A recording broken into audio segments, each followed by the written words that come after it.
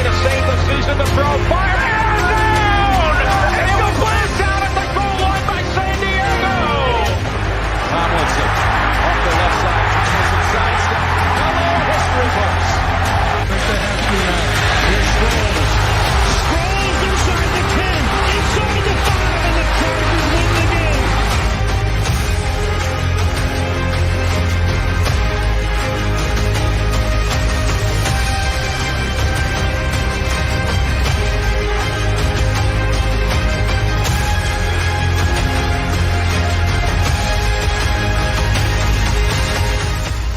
Charger fans are witnesses to history.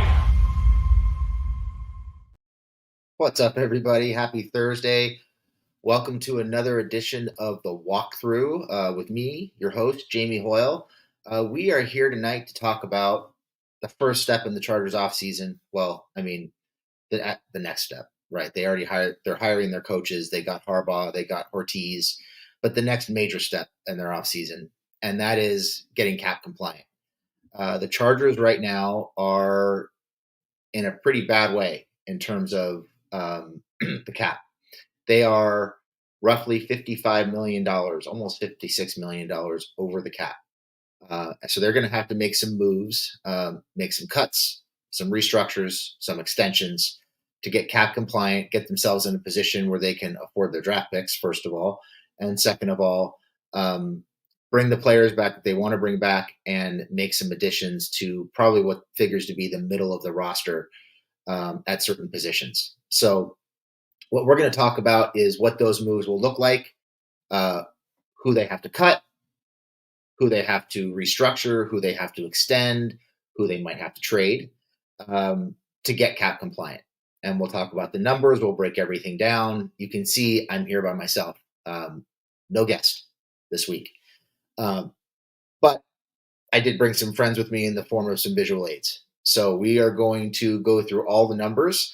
I wanted to make sure we had some pictures and some numbers to look at, so it's not just me talking into a microphone about finances, which obviously is thrilling. So let's go ahead and get started.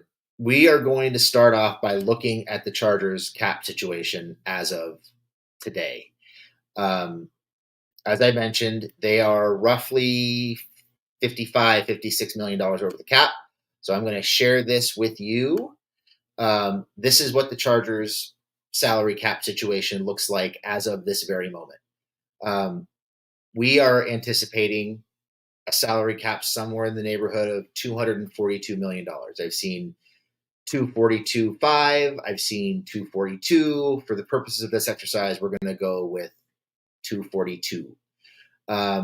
They also are going to be rolling over somewhere in the neighborhood of $7.5 million in cap that they left is remaining from last year that they didn't use.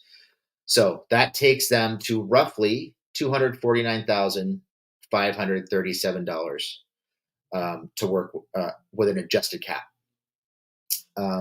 They have existing liabilities of $272,378,020. That is their top 50 players on the roster, plus they have to account for league minimum salaries of about $775,000 for the last two spots on their roster, which they will fill at some point. So that comes out to a little over $272 million. They also have dead cap, which is in the neighborhood of just under $25 million. We'll call it $24.5, which leaves them with a total cap number right now of negative $47,397,686. They also have to leave themselves roughly $8 million to be able to pay for their draft picks because they're picking in the top 10. So all said and done, after we go through all those numbers, they're a little bit more than $55 million over the salary cap before they start their offseason, which obviously is not a place you want to be. I do think people have over-exaggerated to an extent what kind of situation they're in and how difficult it's going to be to get out of it. As you will see as we get into this, there are definitely opportunities on the roster to be able to clear cap space and make room, not just to bring back the players that they want to bring back from last year. They're UDFAs and restricted free agents and exclusive rights free agents, something we'll talk about in greater detail with Garrett and Craig probably sometime next week. But also to be able to dabble in the free agent market as well. I think they'll probably be like mid-level players looking for some bargains and potential potential candidates for comp picks in the veteran market, but we'll see what that looks like when we get there. So we know going in a little over $55 million over the cap. And that is going to take us to, we're going to start with cuts. So the Chargers have a handful of cuts they can make to get themselves into a better position. We're going to start with one of the big ticket cuts, and that is wide receiver Mike Williams. So as you look at this great visual aid that I made, hopefully you guys like these visual aids. Mike, going into this year, has a cap number of $32.46 million. That consists of a $17 million base salary, $7 million in prorated signing bonus money. That is money that was paid to him at the signing of his contract, and then was prorated or basically amortized over the life of the deal for cap purposes. He also has a $3 million roster bonus, which is due on the third day of the 2024 league year, which will be somewhere around March 15th-ish. And then there is $5.46 million in restructured money from when they restructured his contract last year. So that leaves us at $32.46 million. This is an obvious cut for the Chargers. I think it's pretty hard to argue that they should keep Mike. He's entering his age 30 season. He missed a lot of time last year. He missed significant time the year before.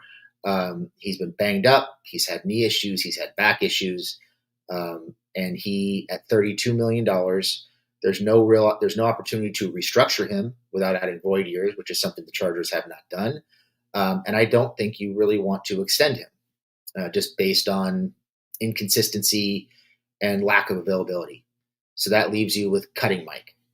With a cap number of $32.46 million, you can save $20 million against the cap by cutting Mike prior to the start of the new league year. That gets rid of his base salary of $17 million and the $3 million roster bonus. It does leave you with dead cap of $12.46 million, but it's a net savings of $20 million. I think that is a cut that you make all day long and twice on Sunday. It's a very easy deal. And now we are starting to chip away at that $55 million overage against the cap, which brings us to our very next cut, which in this case is going to be linebacker Eric Kendricks. So Kendricks signed a 2-year deal last year. It was for a total of a little over $13 million. He has a cap number this year of $9.25 million, $9.25 million.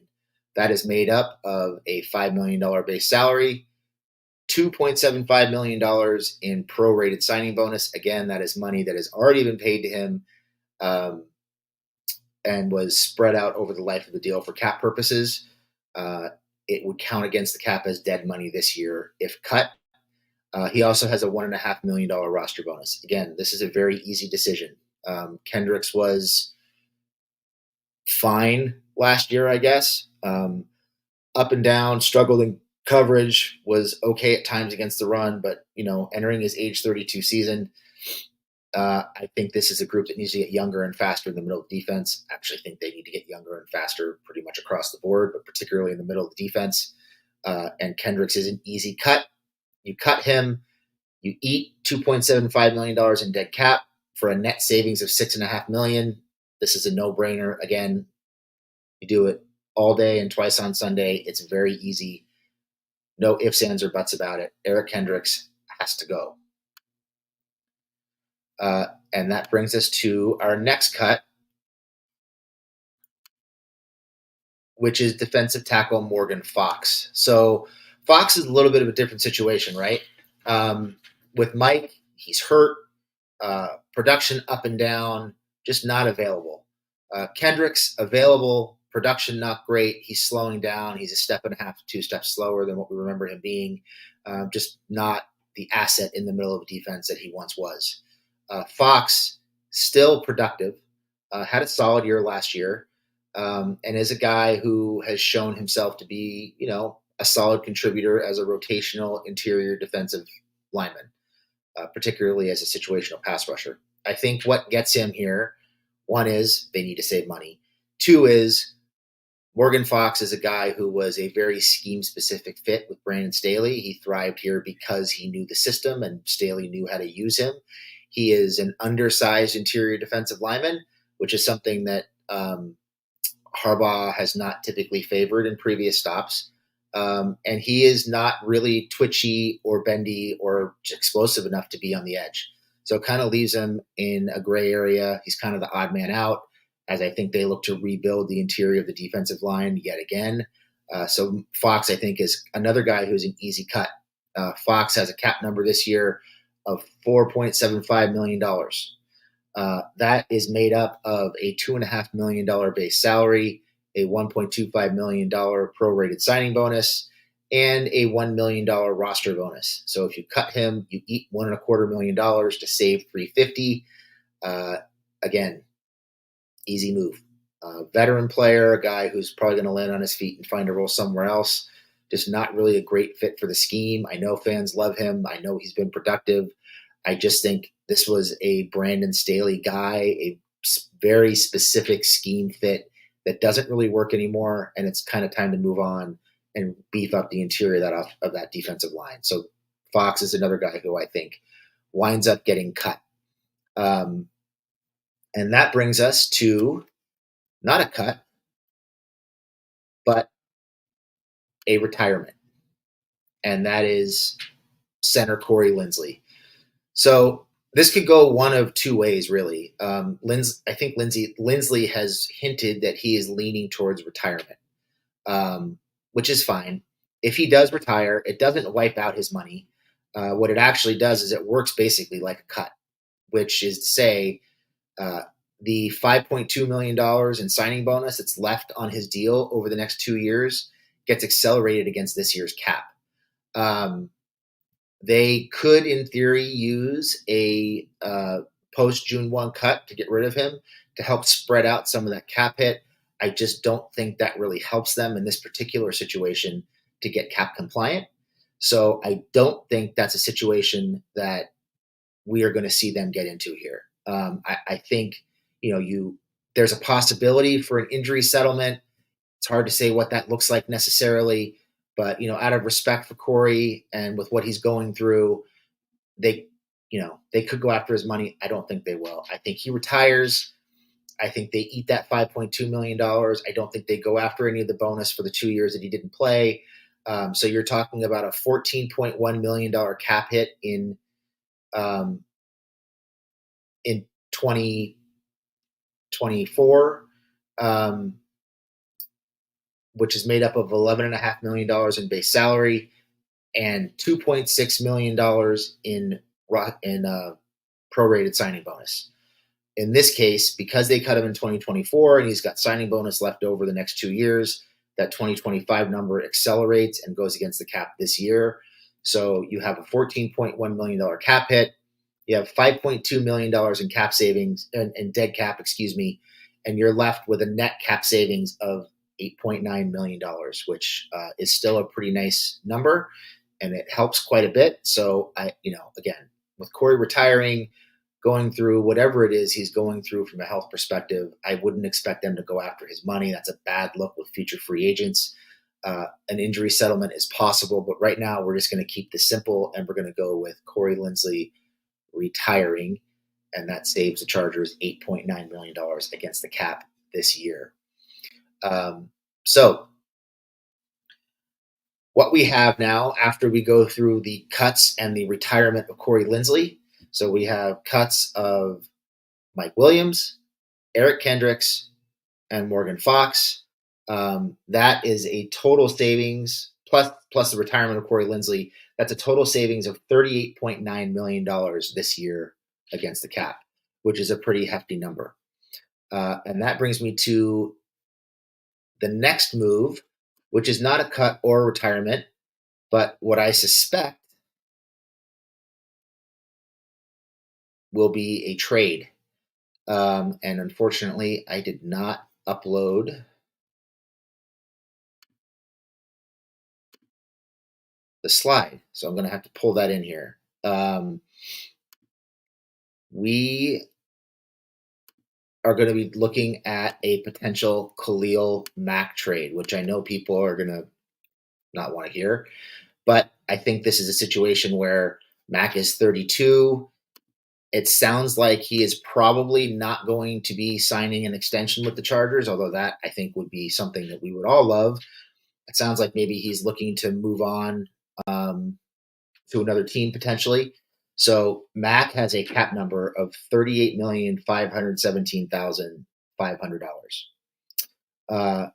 He has a dead cap number of $15.2675 million, which is made up of the restructured salary and signing bonus that was restructured last year when the Chargers restructured him. That leaves them with a net savings of $23.25 million. I think Mack is obviously still very productive. He has a great deal of value, even with a cap number like this. If the Chargers do trade him prior to June 1, they still have to eat the dead cap, but they get the savings. So I think it's more likely that Khalil gets traded, which is sad because we all want him to stay. He's such a good player and he's still so productive. But I think he gets traded to a contender, hopefully for a day 2 pick, if not more. And the Chargers wind up saving $23 million on that move. So this could go down as a cut if they can't find a trade partner that they like. I doubt they cut him after hearing Joe Ortiz talk about, accumulating picks and accumulating players and properly evaluating your assets. This is an asset. He has a lot of asset in the trade. Somebody's going to want him. It sounds like there are a lot of people who want him. So I would anticipate a Khalil Mack trade and a $23.25 million savings. And that is going to bring us to an extension. There are 3 players on this team who are due for extensions. I only really worked with one of them for the purposes of this this exercise. The 3 players that I think are worthy of extensions right now are Keenan Allen, Rashawn Slater, and Cameron Dicker. I only gave Allen an extension right now. I think with the money they saved from the moves that I'm suggesting, it's entirely possible that Slater gets an extension too. They might wait another year on Dicker because he is an exclusive rights free agent and they can keep him for basically next to nothing. But let's go ahead and talk about a Keenan Allen extension. So what does a Keenan Allen extension look like? Before we do anything with his contract, Keenan Allen has a cap number this year of $34.7 million. That is made up of an $18.1 million base salary, restructured salary of $11.617 million, and a roster bonus of $5 million. So my suggestion is you give Keenan a 3-year, $85 million contract extension. This involves $34 million in base salary, a $24 million signing bonus, a pair of $3.5 million roster bonuses. I'm sorry, one $3.5 million roster bonus in 2027, a $15 million option bonus, which is paid out in 2025, but is amortized or prorated over the last 3 years of the contract, and $8.5 million in guaranteed salary. So basically what this does is, as you can see, we take almost $17 million to $16.6 million in base salary that's due to Keenan this year, and we turn it basically into signing bonus and base salary. And the result of this deal, the way I structured it, which is really based on the extensions that DK Metcalf and Stephon Diggs signed over the last couple of years. The Chargers saved $21.6 million against the cap this year with this deal. Now, I know you look at this and you think, why would Keenan take $1.5 million base salary? Why would he only take $2.7 million in signing bonus? This is the way these deals are structured. This is the way Metcalf's deal is structured. This is the way Stephon Diggs' contract was structured. And the whole idea is you get a year or two of relief for big time, new money in terms of signing bonus and option bonuses. So the $15 million option bonus is something that's huge for Keenan. That gets paid in full in year 2 and is prorated over the life of the contract. And you give him kind of big chunk of the signing bonus in year 2 to sweeten the pot a little bit. So that's what the Keenan Allen extension looks like. We are, again, taking base salary, taking roster bonus. We are spreading money around over the future years of the deal and adding in new money. There is no reason for Keenan to agree to something like this if there is no new money involved. There is also the possibility they could add void years to help spread out some of these cap hits. It's not something they've done in the past, but it's certainly something they could do with a largely new front office. Some of these policies could change, but it's something they've been adverse to in the past, and I'm not sure it's something that we can expect them to do. So we have the Keenan Allen contract extension, we have the cuts and the retirement and the trade of Khalil Mack. We are now at little over $50 million in cap savings. So what we are going to talk about now is some restructures. And again, these are the restructures are something that got the Chargers into some trouble last year. It's why they're in this situation, but they kind of have to do it again to be able to get cap compliant.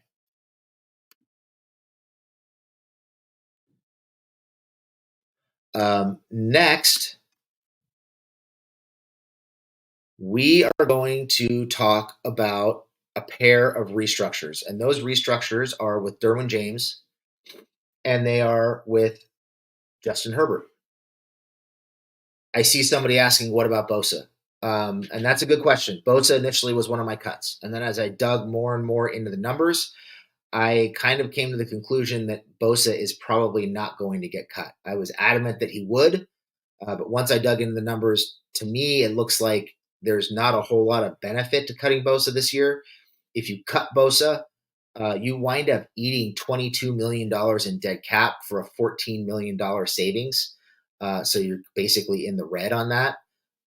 It's kind of a net loss. So you're not really helping yourself all that much. So I think Bosa winds up staying. There have been some rumors, nothing confirmed, nothing from Garrett's guy, but there have been some rumors about a possible Bosa trade. I know there was interest in him at the deadline. I know that's something that they've explored. I don't know how realistic it is to expect Bosa to get traded. And I'm not sure what that return would look like for a guy who's always hurt and is rarely on the field. It just seems like a trade for him is really tough, and he's going to have to build some value. I don't think an extension makes sense for him because of the injuries and because of the lack of production. You're just not getting the ability, that kind of cross section of availability and ability that you need to be able to give him an extension. So I think they ride out Bosa's deal, and more than likely, if things don't go well this year, they'll cut him next offseason. But my guess is they're probably stuck with Bosa this year just because of the way that contract breaks out if you do cut him this year. So let's talk about restructures. Now, I am not going to show you all the numbers on the restructures. I just didn't have time to make the visual aids. But I will break things down for you. So what we have, we're going to start with Derwin James. It's the easiest one to kind of conceptualize. Derwin has a cap number this year of $19,856,494. That is made up of a base salary of $12.75 million, a signing bonus of little over $7.1 million, and $3.415 million of his base salary is fully guaranteed, or it will be come the third day of the new league year. So because a little over $3.4 million of his base salary is fully guaranteed, I basically went with a max restructure for Derwin, which means I took $9,334,471 of base salary in 2024, and I converted it to signing bonus money, which means it is, again, prorated, or if you want to use this word, amortized over the life of the deal for the next 3 years.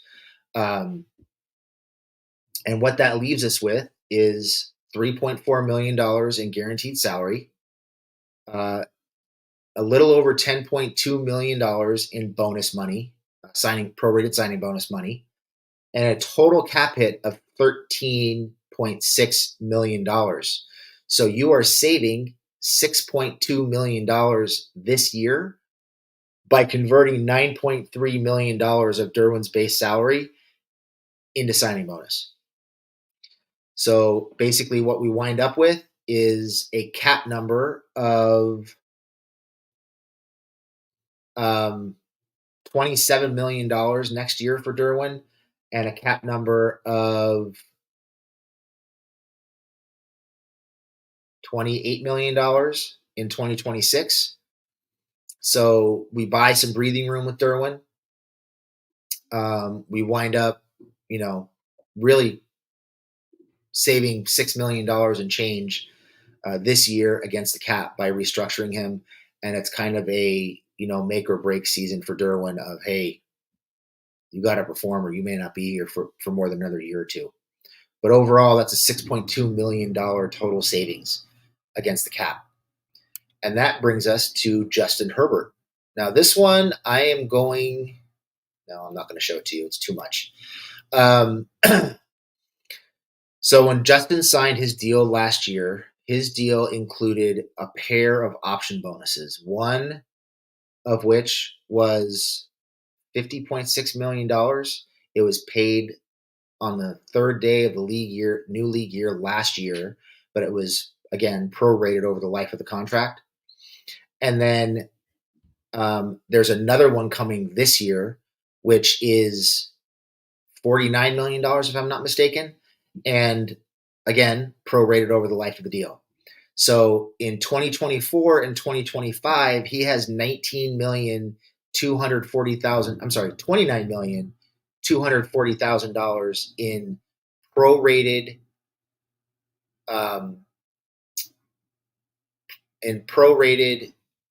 option bonus money that is due to him.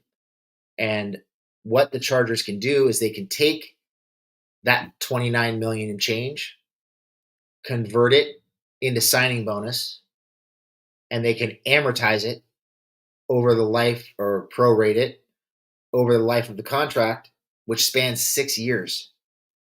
And in doing that, they reduce Derwin's cap hit this year from $19,345,000. No, that's not right. Yeah, that's right.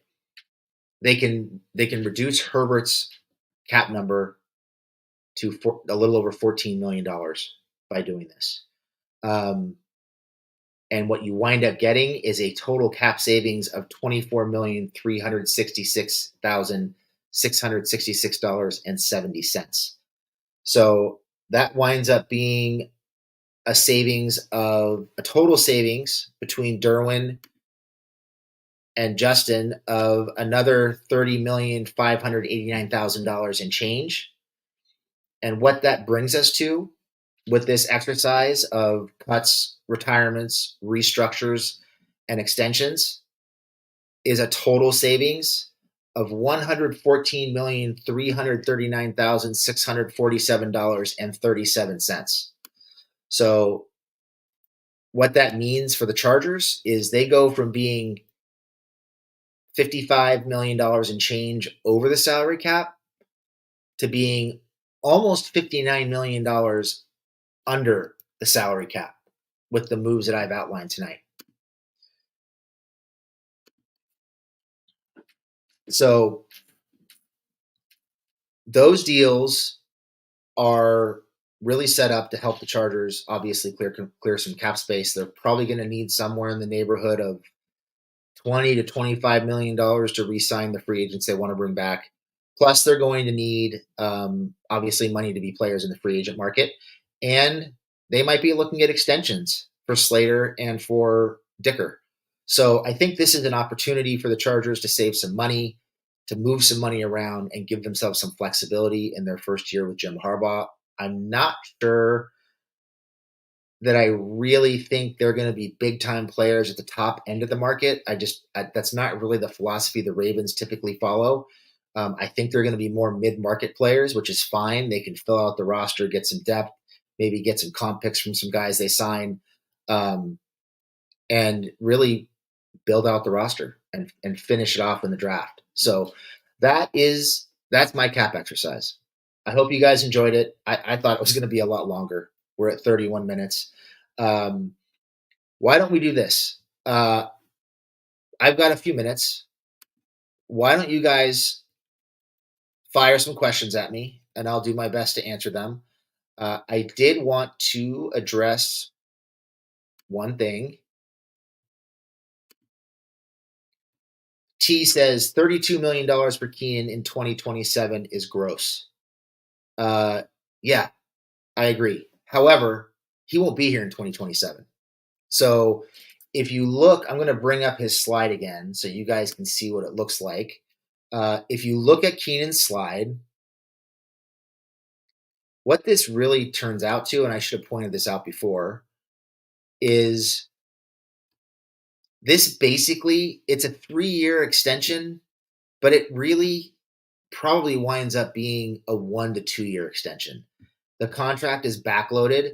That roster bonus in 2027 is kind of the trigger for the Chargers to cut Keenan. And he's probably not going to be here past 2026, no matter what you do with the contract. So you try to set this up as favorably as you can in 2024 and 2025. You get to 2026, you reevaluate. Chances are he's probably done, and you cut him. And if you cut him in 2025, you wind up with, hang on one second here.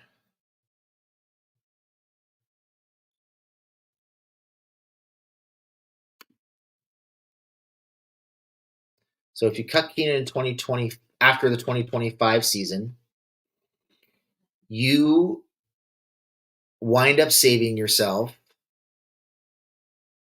I'm sorry, after the 2026 season, you wind up saving yourself $21.5 million against the cap and only eating $11 million. So that's a huge win, I think. I think that's why I set that contract up the way I did. I never intended for Keenan to be here in 2027. If he's here through 2026, that's a huge win. You're probably looking to cut him by that time anyway, as much as people don't want to hear that. Keenan's not going to play forever, and you're getting to that point where he's getting a little long in the tooth, and I think you're looking to get rid of him after the 2026 season anyway. So hopefully that answers that question. Let's see. We got a question from Kim. I'm going to throw that up there.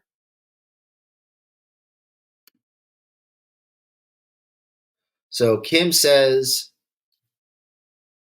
money-wise, Khalil is more expensive. But unavailability-wise, Bosa is much more expensive because you end up needing to sign a mid-season replacement. I just think, Bosa is going to be really hard to trade because he's never available. Khalil is a hotter commodity right now. I mean, he had a borderline defensive player of the year season this year in his age 32 season, and he's probably got 2 or 3 years left, which is why I initially started out thinking, oh, we got to extend him, but I just don't think that's going to happen. I think he's going to wind up either getting cut or getting traded.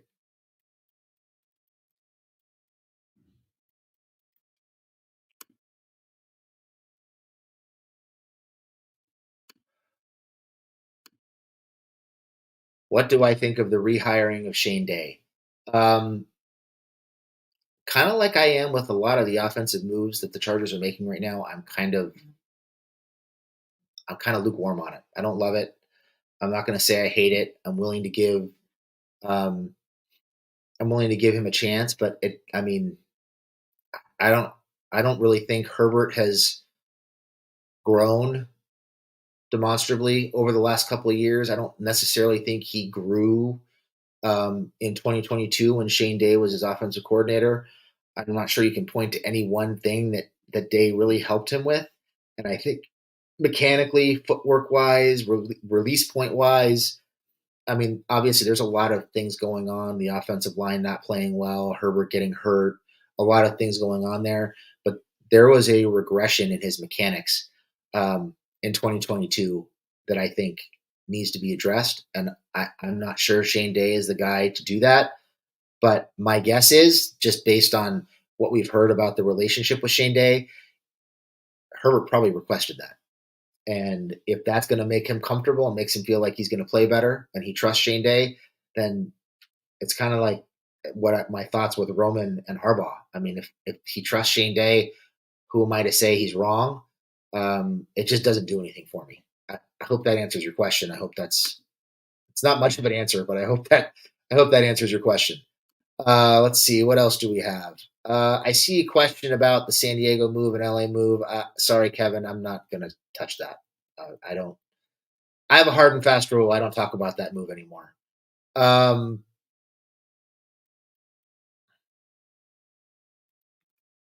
Let's see, what else do we have here? Do we have any more questions?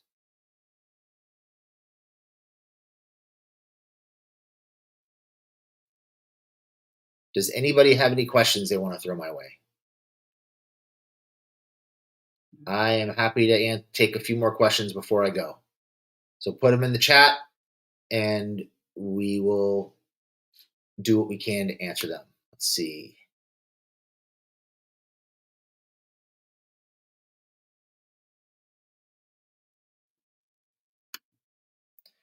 Here's a good one.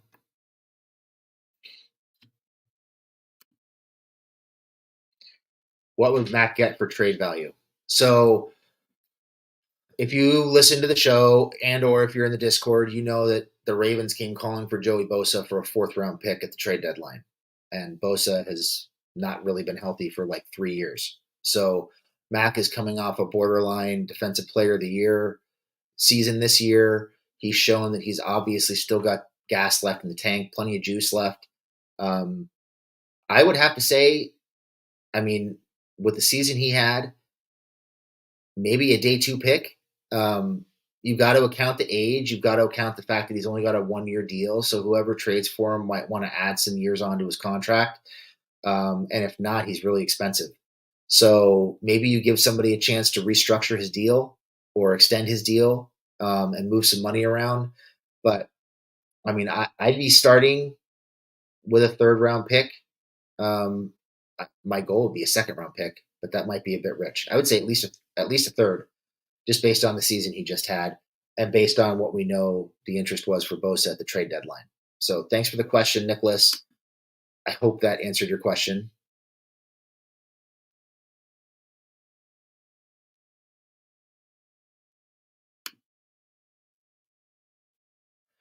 From Josh Suarez, all the way from Beijing. Holy shit, that's a long way. Thanks for checking in, Josh. I appreciate it. Josh says, Happy Chinese New Year. What's the furthest you'd be willing to move back in the draft? I'm always a big fan of moving back. I think this could be a year where we actually see it, particularly if something crazy happens in the 1st round and maybe one of the top quarterbacks falls past the top 3 picks, or somebody feels like they want to jump up and grab one of those top quarterbacks if he slips. Chargers are actually a really good spot. Somebody might want to trade up for Neighbors. They might want to trade up for one of the offensive linemen. So in terms of how far I would move back, I would say ideally somewhere in the 10 to 15 range would probably be my cap. But you never know. It depends on what the offer is, and it depends on who the Chargers are targeting. I mean, if you're talking offensive lineman in the first round, maybe you can move back to the mid to late first, like 15 to 20 range. But personally, I'd rather be in the 10 to 15 range. Thank you for the question, Josh, and happy Chinese New Year to you too. What else do we have?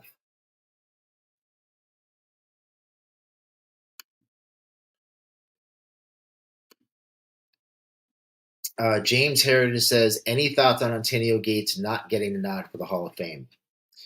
How can I put this? I love Antonio Gates. I think Antonio Gates is a surefire Hall of Famer. He is one of my all-time favorite Chargers, probably top 3 or 4. Love him. Clearly one of the best tight ends in the NFL. He belongs in the Hall of Fame. I think what hurt him, just from a logical, analytical standpoint, is he played in the same era as a lot of amazing, potentially Hall of Fame caliber tight ends. He played at the same time as Tony Gonzalez. He crossed paths a little bit with Shannon Sharp. He played at the same time as Gronk. Jimmy, no, I'm blanking on his name, the kid from Miami. Can't believe I'm forgetting his name. The kid that played in New Orleans, Jimmy Graham, who was a huge red zone threat. Greg Olsen, Witten. I mean, there were so many good tight ends in his era. He crossed paths with Kelsey. As much as we love him, it's easy for people on the East Coast to look at it and say, was he ever even the best tight end in his conference, in his division? Was he a top 5 tight end in the NFL when he played? I mean, the answer is yes. But if you didn't watch him play on a day-to-day basis, and you see that he had no postseason success, and you see that he put up numbers, but the more and more people are looking at those numbers and saying, oh, he's just a stat pattern. That's the new line. Somebody puts up, record-setting numbers, and it's, oh, he's a stat pattern. I don't believe that, but that's how people might look at it. So I was not surprised he didn't make it in the first go around. I do think he will get in. He will probably get in next time. But I think he got hurt by the fact that there were so many good tight ends in his era, and there were tight ends that these writers probably saw play a lot more than him, and were biased towards for whatever reason. So he just got hurt by an abundance of talent at the position. I think that did not do him any favors, and I'm sure I'm going to get roasted for that comment at some point. But those are my thoughts on it. Let's see, what else do we have?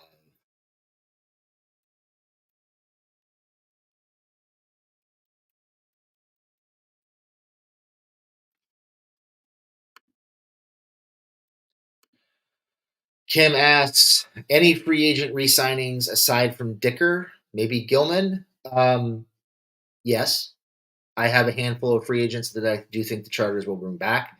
I think it's a little bit harder to predict now with a whole new regime in, and they're going to value people in a different way. But,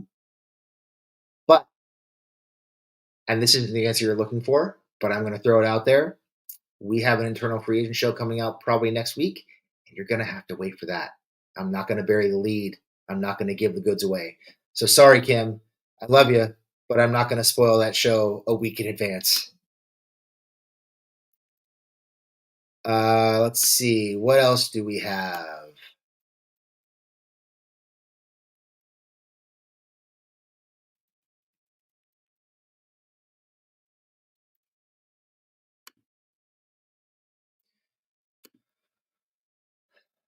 Leo asks, corner in the draft or free agency? Why not both? Their secondary is, how do I put this nicely? It's kind of trash right now. They need a lot of help in the secondary. Do they bring back Michael Davis? I would say probably not. They're going to have to make a decision on extending Zont. I do think they will probably bring back one of their free agent corners. I'm not going to say who, but I think he played pretty well down the stretch and probably earned a second shot on the roster, at least on a 1 year, maybe 2 year deal.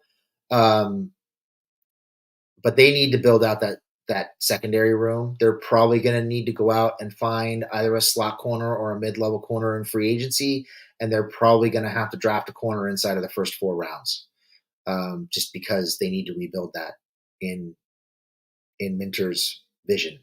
And right now, he probably wants to burn that group to the ground. So, yeah, I think both, more than likely, in some form or fashion. I don't trust Jasir Jackson. I don't trust Jasir Taylor, I should say. I think Dean Leonard has some traits that I like, but I don't want him out there on a regular basis. They just don't have a lot of depth. They don't have anybody to fall back on. That room's going to have to be completely rebuilt. What else do we have?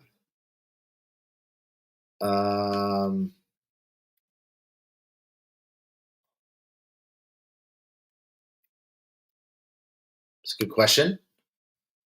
Do a couple more, and then I got to get out of here.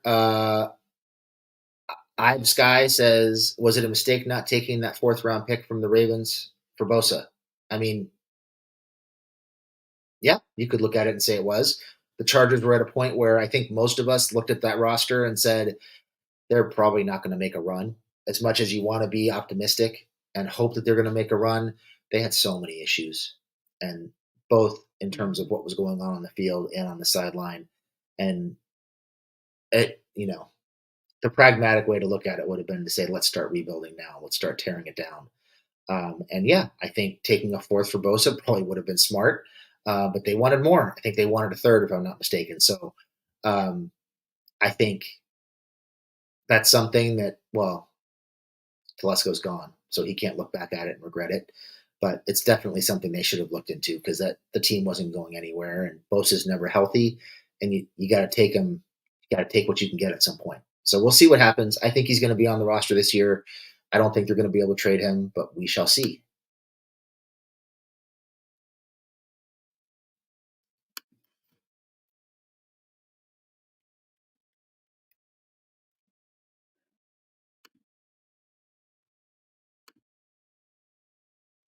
Right now, assuming Cody Young says, right now, assuming the team stays at 5, is your preference for wide receiver or offensive line? I mean, I've been pounding the table for a more explosive wide receiver for what seems like 5 years now. They need to get younger, they need to get faster and more explosive, and they need to get less expensive in the wide receiver room. So, and I you guys know what I think of QJ. I'm not a fan. I'm sure he has the athletic traits. He's probably going to wind up being reasonably productive. I don't know that he was worth a 1st round pick. I obviously wanted Zay Flowers. I think drafting another wide receiver really helps him and helps Keenan and helps Herbert. It just makes everybody better and puts everybody in more suitable roles for them, I think. And it's hard to argue against offensive line. I mean, they've taken an offensive lineman in 2 out of the last 3 years in the 1st round. Will they make it 3 out of 4? Possibly. I have a feeling we're going to see a trench pick. I just a gut feeling. I haven't really started a deep dive on the draft yet. I just kind of get this feeling that we're looking at probably an offensive lineman or an edge player or something along those lines in the 1st round.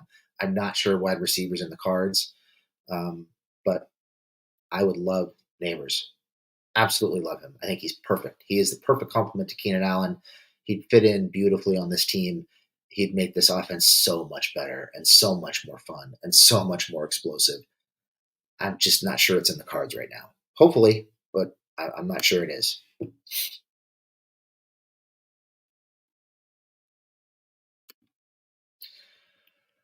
All right. I think that's going to do it. I got to get out of here and go have dinner with the fam and spend some time with my wife and kids. I've been recording for you guys for the last 3 nights, so it's time for some family time. So Love you guys. Thank you guys for tuning in. Really appreciate all the support.